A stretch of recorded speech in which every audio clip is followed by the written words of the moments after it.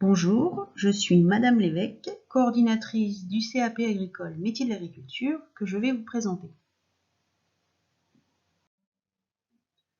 Si vous choisissez de suivre cette formation au CFA de Rethel, cela signifie que vous vous engagez sur la voie de l'apprentissage et de l'alternance. Concrètement, qu'est-ce que cela veut dire? L'apprenant devient un salarié sous contrat de travail. Effectivement, il faut trouver un patron, un maître d'apprentissage, et signer avec lui un contrat de travail qui va vous faire passer du statut d'élève à celui d'apprenti. Vous êtes soumis au droit du travail et vous gagnez un salaire. Le rythme scolaire traditionnel est fini, vous ne bénéficiez plus des vacances scolaires traditionnelles telles que la Toussaint, Noël, les vacances de février ou celles de Pâques.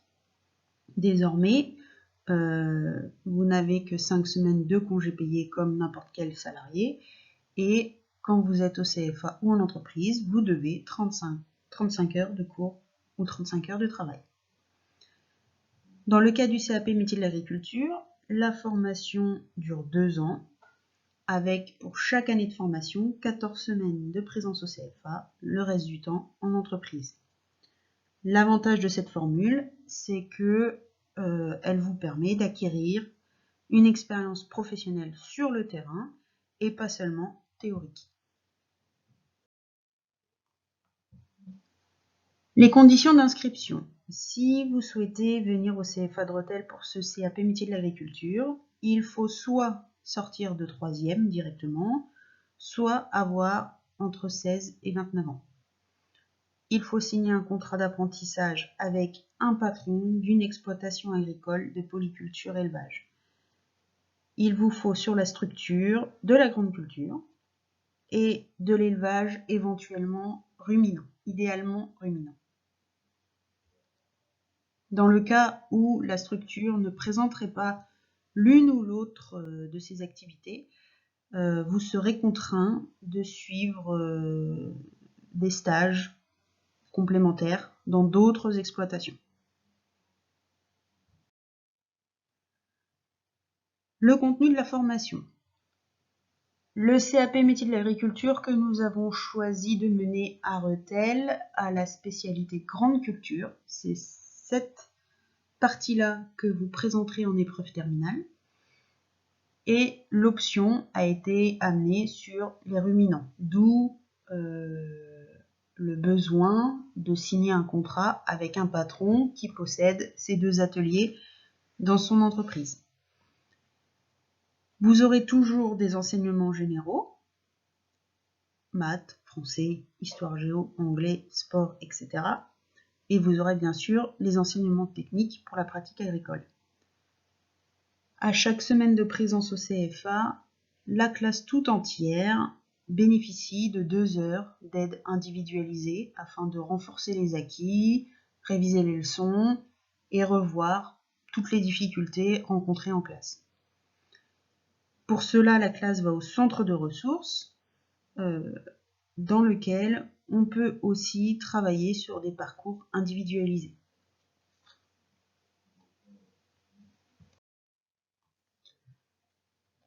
Les cours dispensés au CFA concernant ce CAP. Vous avez bien évidemment des cours théoriques sur les pratiques agricoles, sachant que la plus grande partie des cours pratiques se font finalement en entreprise avec le patron. Au CFA, les formateurs sont là pour apporter l'aspect théorique, pour apprendre aux jeunes à raisonner leur métier, à en parler, à utiliser le vocabulaire professionnel et à réfléchir à leur pratique. Les cours pratiques peuvent avoir lieu en atelier, à l'exploitation agricole. Nous avons un élevage de vaches, nous avons des brebis, nous avons le matériel agricole sur lesquels nos jeunes peuvent s'entraîner. Les cours d'enseignement généraux sont autant que possible associés aux cours techniques. On va par exemple faire de la géographie avec de l'agronomie, des maths avec de l'agroéquipement, de la biologie avec de la zootechnie. Le but, c'est de donner du sens aux matières générales, de montrer qu'on ne fait pas du français pour faire du français, mais que le français peut effectivement servir au quotidien. Il peut servir dans la vie de tous les jours, mais il peut aussi servir pour l'entreprise. Rédiger des courriers, comprendre des documents, communiquer, tout un tas de choses. Il en est de même pour toutes les autres matières générales qu'on essaye autant que possible d'associer à la pratique agricole. Le maître d'apprentissage participe à la formation de l'apprenti en lui transmettant son expérience et son savoir. Il est un formateur à part entière. C'est lui qui se doit de transmettre son savoir, sa pratique, son expérience à son apprenti.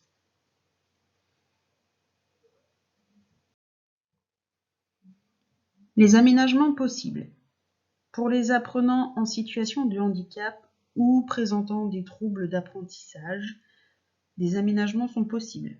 Pour cela, pour les mettre en place, pour en bénéficier, il vous faut déjà signaler à l'inscription les difficultés scolaires.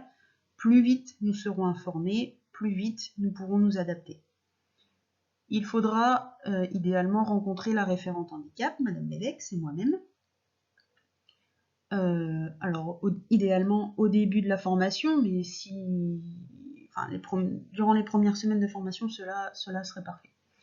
Remplir une demande d'aménagement d'épreuves, donc ça c'est un dossier que je vous transmettrai et qu'il faudra remplir. Transmettre les documents justifiant la demande.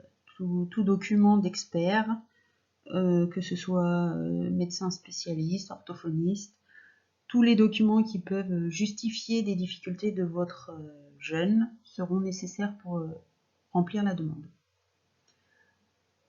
Une fois ce document rempli, vous pourrez obtenir, par exemple, et en fonction des difficultés rencontrées, du temps supplémentaire pour les épreuves, une aide humaine pour lire, écrire, comprendre les consignes, une aide humaine qu'on peut éventuellement mettre en place sur les temps de cours, mais que vous aurez, quoi qu'il arrive, sur les temps d'épreuve, si cela est accepté par le médecin qui s'occupe des dossiers. Et vous pouvez aussi avoir droit du matériel adapté aux besoins. Un ordinateur, une calculatrice pour toutes les matières, etc. etc. C'est assez complet et ça s'adapte autant que possible aux difficultés du jeune.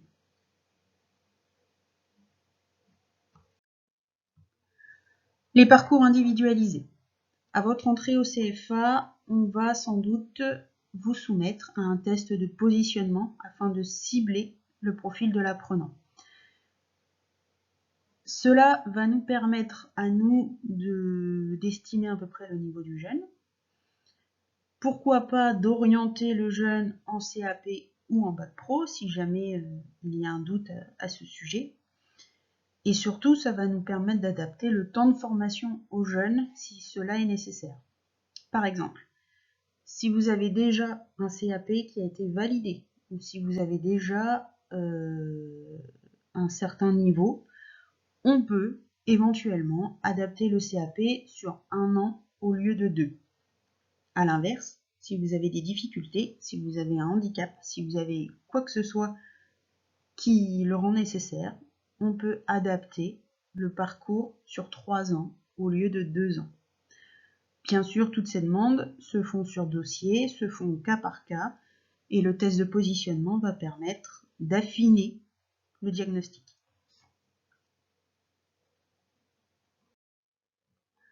L'obtention du diplôme. Pendant les 2 années de formation, les apprentis vont être soumis à plusieurs examens que nous appelons contrôle continu en cours de formation, CCF. Ces CCF, il y en a environ une douzaine, aussi bien en matière générale qu'en matière pratique. Ils sont préparés au CFA avec les formateurs. Ils concernent toutes les matières générales et techniques. Ils sont répartis sur les 2 années de formation. En général, on en passe 3 en première année et tous les autres en 2e année, ce qui fait que la 2e année est assez lourde en préparation d'examen. Elle est très importante, c'est vraiment sur celle-ci que tout se joue. Et ces CCF sont évalués par les formateurs. Ça se fait en interne, ça se fait chez nous. Donc en général, les jeunes sont plutôt en confiance parce qu'ils ont préparé avec nous et nous les évaluons. La plupart de ces CCF sont à l'oral. Seules les mathématiques sont à l'écrit. Une seule épreuve terminale en fin de formation. Elle nécessite la rédaction de 4 fiches sur le travail du sol, c'est-à-dire en grande culture, d'où l'aspect absolument impératif d'être dans une structure qui permet aux jeunes de pratiquer le travail du sol. L'expérience est prise sur le travail effectué en entreprise. Le patron, le maître d'apprentissage, s'engage à signer les fiches que le jeune a écrites et il atteste que le jeune a effectivement pratiqué chez lui les activités présentées dans les fiches. Ces fiches sont préparées et rédigées avec l'aide des formateurs. On prend du temps avec eux pour rédiger sur ordinateur toutes leurs fiches. On les corrige avec eux, on s'entraîne à les réciter à l'oral, on met tout en place pour optimiser leurs chances de réussite. Car cette évaluation n'a pas lieu avec nous, mais en dehors du CFA, avec un jury extérieur. Ce qui veut dire que, pour résumer cette épreuve terminale, le jeune doit impérativement pratiquer en entreprise des activités de travail du sol. Il ramène son expérience au CFA. On l'aide à formuler ses idées, à mettre le vocabulaire professionnel adapté en face de ses idées. On l'aide à rédiger, on l'aide à réciter, on le prépare. Et ensuite, il présente ce travail devant un jury extérieur qui mettra une note qui représente un coefficient 4, c'est le coefficient le plus important de tous les examens. L'apprenant finit par obtenir son CAP agricole s'il a atteint la moyenne sur l'ensemble de toutes ses épreuves, c'est-à-dire qu'à la fin on fait un bilan, tous les CCF et l'épreuve terminale, à l'ensemble de tous ces examens. Si le jeune a au moins une moyenne de 10, alors il obtient son CAP. Ensuite, vous avez les paliers traditionnels, 12, 14 et 16 pour les différentes mentions.